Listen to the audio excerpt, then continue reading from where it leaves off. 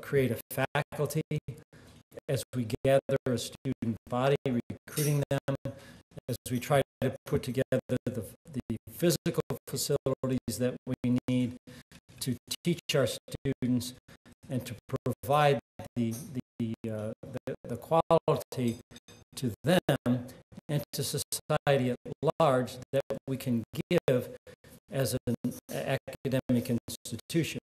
And this is equally true for the aspects of research, scholarship, and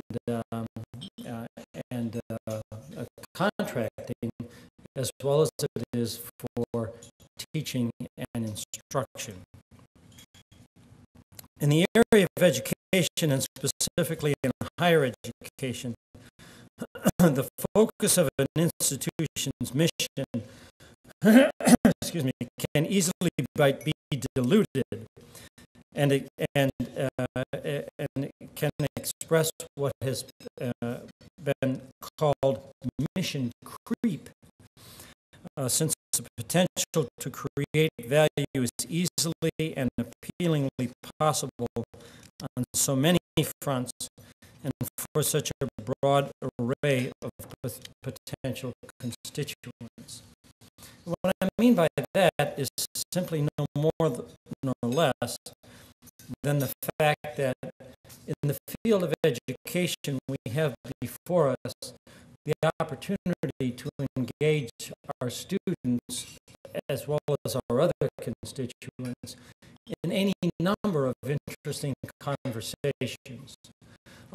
If you look back at the very beginnings of educational theory in Greek philosophy, and you go to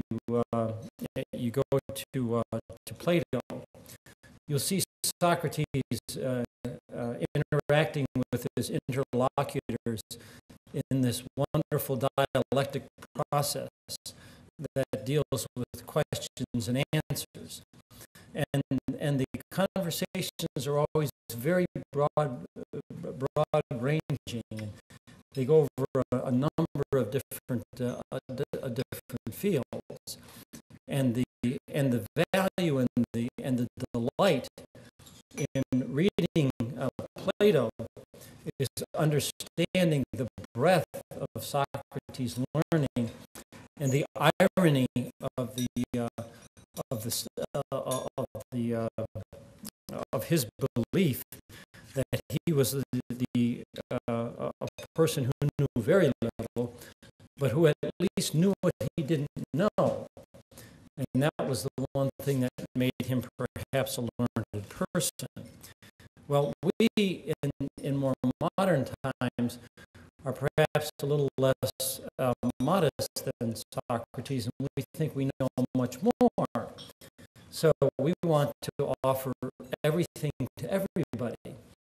In fact, we were just talking a few moments ago at table about whether or not we in the United States try to educate too many people rather than not enough people, and whether or not that's an issue that should be part of how we understand the value proposition that we offer to our constituents, whether we're in the private or the public sector.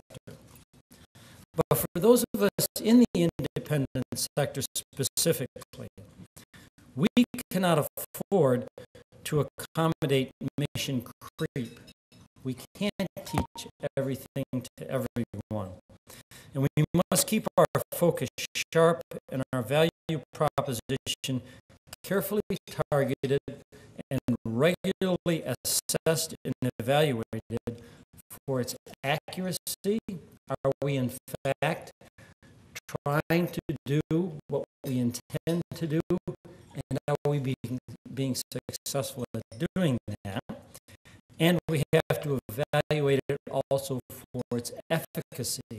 Is it making any difference in the lives of our constituents, whether those constituents are students, the community at large,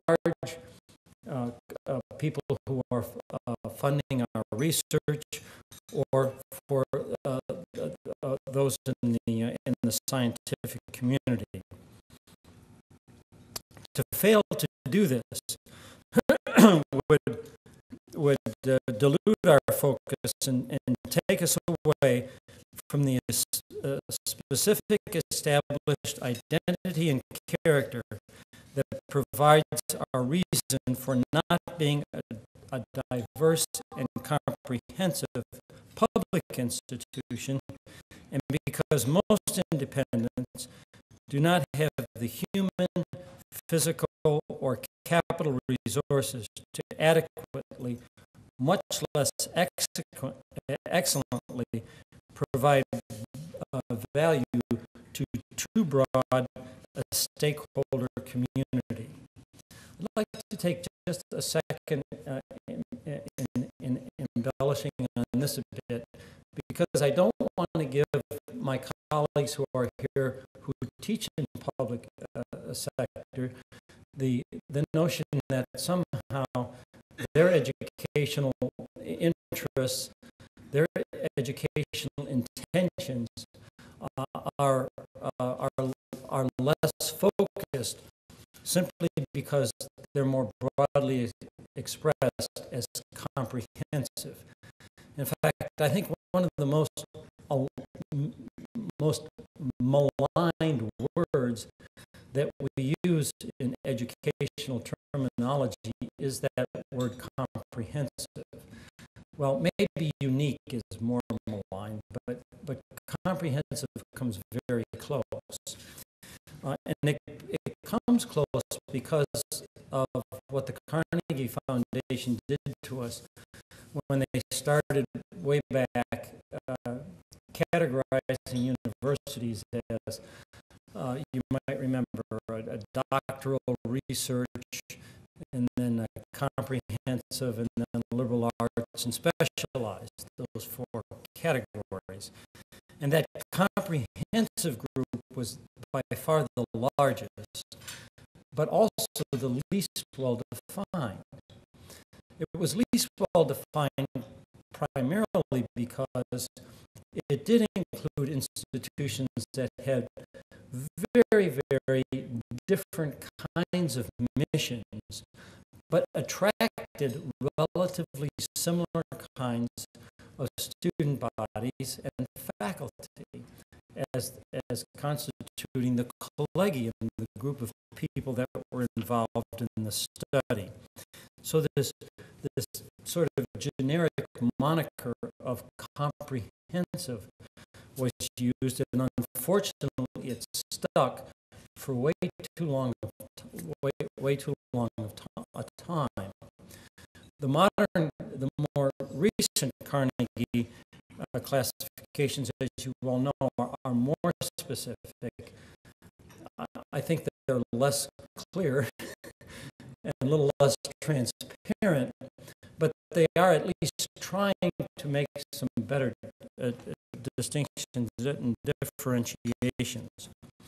All I'm trying to propose here is that those of us who are in the independent sector have to be aware that our mission, not just the results of how we how we express our mission in curriculum and programmatic offerings, but our mission and our intention is focused.